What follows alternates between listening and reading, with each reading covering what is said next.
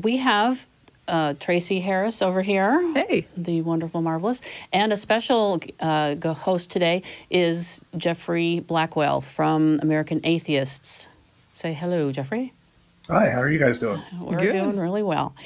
Godless Bitches 2.0 is a show that aims to raise awareness of civil rights issues, progress and setbacks from the past and present, as well as a discussion of what we hope will be realized in the future. I wanted to clarify that because the fan mail that we get, emails and so forth, indicates that they think we're still just worried about or concerned with one issue, feminism. Okay. And also, this show is not about us, it's about issues. So asking if we want to be on your show or you be on our show because you're a podcaster, if you're a civil rights podcaster, yeah. But otherwise... Yeah, that's actually a good opportunity to talk about it. Like when we rebooted the show, so there were things that I think, everybody had suggestions and recommendations. And one of the things that I brought up was I wanted to broaden the scope. I was like, there are so many issues that fire me up that are not necessarily related to feminism, and a lot of what was happening at the time was racism. And so one of the things that I was saying was, I think it should be more open to more social issues and social problems that we're addressing. And I think what we came up with was the idea of looking at these social issues from a feminist perspective. And so, yes, it is absolutely more broad now. It's not just gender issues. It's not just, feminist issues. It's issues that concern basically anybody we feel like that's getting unfairly screwed as a demographic. Right. We are for equality on all fronts. And this show has just been such a joy to me. I have really enjoyed doing this. Let's see. We will be having a special show a week on the 19th. That's 2 weeks from today. We are going to be filming live from the Women's March here in Austin, Texas. This is the poster from 2 years ago, and it was awesome. I couldn't make last year's because I was sick. But this year, we're going to film live, and you'll want to tune in, if for no other reason, to see this amazing jacket that I found. You have to see the jacket. And by the way, Happy New Year, y'all. Yeah. This year has got to be better than the last. It just has to. Lots of good things happened, but it's got to be better. Okay, so how do we want to start? Do we want to talk about this issue that we have specifically invited Geoffrey here for? If you have things that you want to get off the table before we start that, that's fine. I would really like to take advantage of Geoffrey being on the show. And once we get talking to him, I'd like to continue. It might be that certain things come up during the discussion with Geoffrey that are good segues to sort of asides, and then we can sort of take those paths as they come. But I'd really like to take advantage of the fact of having him on. Absolutely. And I also want to get to, I have a bunch of, quote, good news to talk about. We often talk about the things that are not going well. This past week or two has been full of lots of great civil rights news, and I want to celebrate that. So, Geoffrey, tell us about yourself and why what you do is pertinent to what we're going to talk about. Well, I'm litigation counsel for American Atheists, which means I handle the litigation side of our work. My boss, Allison Gill, handles the sort of lobbying and advocacy side, getting bills passed, opposing bills and policies, rule changes, and state, federal, and occasionally local government. So anytime you hear that American Atheists has sued somebody, that's probably me. Me in partnership with whoever we have as local counsel in the jurisdiction. Okay.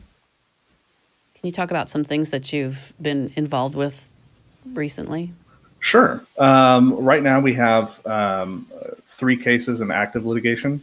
The first is a case involving a young, at the time, I believe, 10-year-old boy in Cleveland, Ohio, who was baptized against his parents' will by a sort of a big brother mentor. And he's also neuroatypical, and as a result of being baptized through full immersion baptism and not really knowing what was going on, he had a number of adverse mental effects, I guess is a fine way of putting it. So we're giving his family their day in court so that they can hopefully impose some changes on how Big Brothers Big Sisters handles training on these sorts of issues, perhaps have some effect on church's ability to, or perceived ability, I suppose, to baptize minors without the consent of their parents.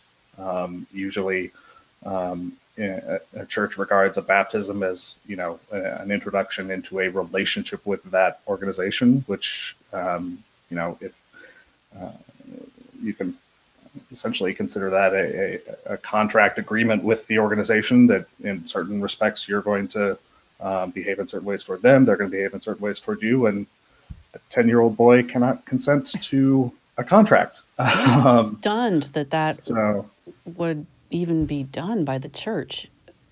That's just stunning. Yeah, and I would like to just point out, I mean, I don't know the answer to this question, but I have a pretty big assumption about it, because years ago I was involved with Big Brothers Big Sisters, and they, I don't think, would support something like this.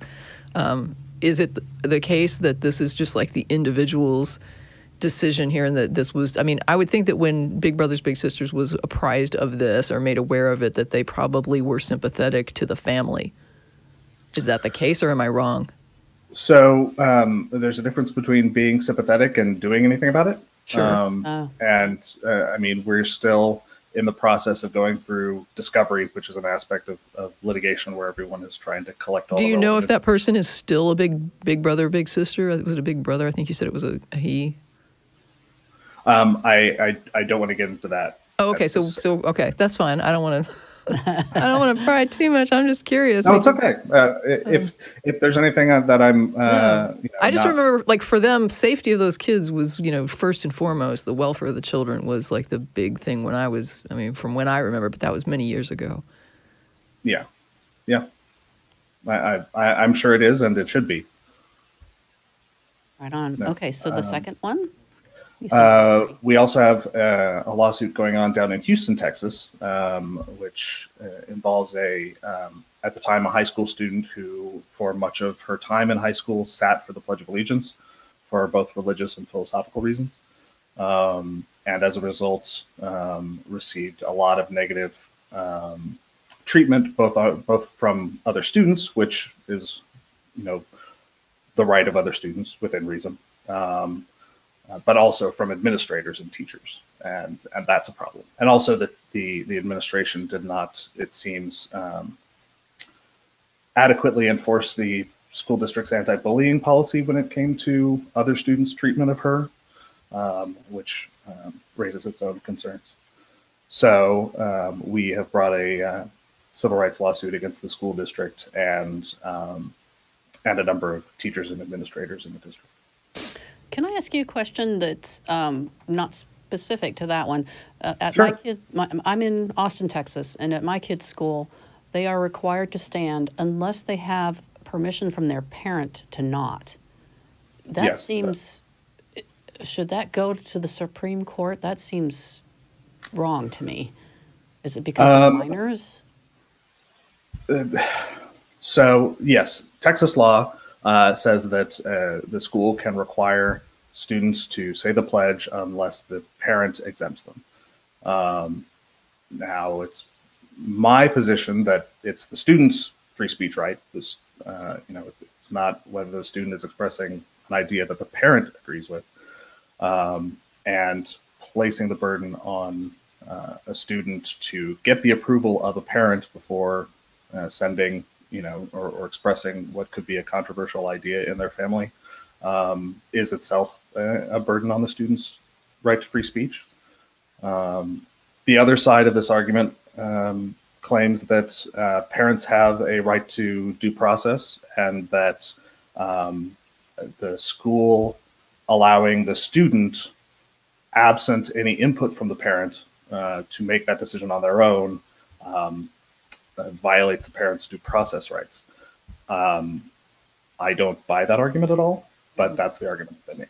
And I believe one circuit, the 11th Circuit, and don't quote me on that, but I believe that one circuit has said that the balance between the student's free speech rights and the parent's due process rights leans toward the parent's due process right. And so in Florida, as a result, they can have, a requirement that the parent is responsible for exempting the student from the pledge recitation. Nuts. Yeah. I want my kids to have that sort of autonomy. Okay, so, and number 3? And number 3 is a lawsuit that we filed in Arkansas against a state senator who was blocking constituents from his official I'm Your State Senator Facebook page and Twitter account because he doesn't like atheists. This is Jason Rapert. He is responsible for the 10 Commandments monument on the Arkansas State Capitol grounds. He's a bit of a kook. Okay, so our president does the same thing. Doesn't he block people? He did. Right? He was blocking people from his @RealDonaldTrump Twitter account for a while. Mm-hmm. And a lawsuit up in New York, the Southern District of New York, said, "Oh, my lights are motion controlled. I'm going to have to do my calisthenics." Oh, okay. So there's a reasonable explanation for that. Right? Yes. Okay. Good. It's not just that it goes dark when you mention Trump. No. The Dark Lord. Okay. No. The Columbia University's Knight First Amendment Institute filed a lawsuit in conjunction with a number of individuals who had been blocked by Trump from his Twitter account, saying that his Twitter account constituted a designated public forum, and which is a free speech concept, and that by blocking people because they criticized him was viewpoint discrimination and wasn't allowed, and the court agreed.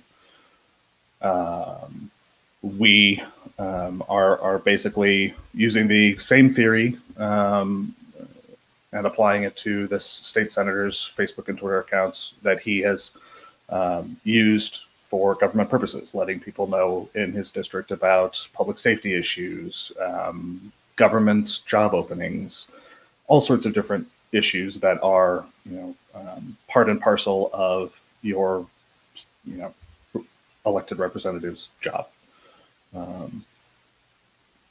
It wasn't a thing with Trump. The idea was that since this was an official communication avenue of the White House, you couldn't really keep people from seeing it. That's exactly right. Yeah. You could keep them from commenting on it, but you couldn't keep them from having the information because he made it an official avenue. Well, but even preventing them from commenting on it. I thought he was allowed to silence them, not allowed to block them from seeing the feed. Oh, I think I misunderstood what you were saying. Yes, okay. He, for instance, if you're an administrator of a Facebook page and someone is saying something on your page that you don't like, you have 2 options. You can block them, which prevents them from participating in the page and commenting or anything like that. Or you can mute them, which just keeps you from seeing what they're saying.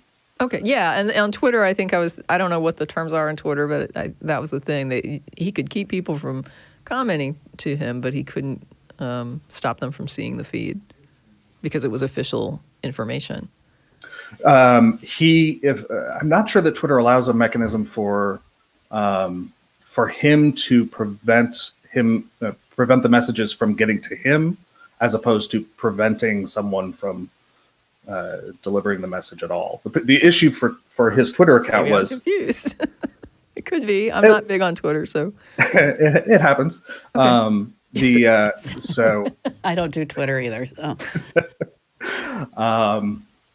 So on Twitter, if you are blocked from an account, you cannot see the messages that are posted. You cannot retweet or reply to the messages that that account posts unless you log out of Twitter, view the account that you want to see, then screenshot or something like that, then log back in, and then post whatever comment that you want to comment, which is a barrier to someone exercising their speech. And essentially each tweet is allows a conversation to take place beneath it in the comments. And by blocking somebody from commenting, you prevent them from effectively taking part in those conversations. So his Twitter account is a public forum, and he cannot block people specifically because it prevents them from commenting on those tweets and taking part in the conversation. Okay. Oh, good. I'm so glad we have at least one happy thing, one way that we can push back. I feel like Trump has been so good at silencing anybody who doesn't agree with him, and that terrifies me for one thing. But that the law came down on the right side on that one, I'm so glad. I feel like too often it doesn't. I'm sorry.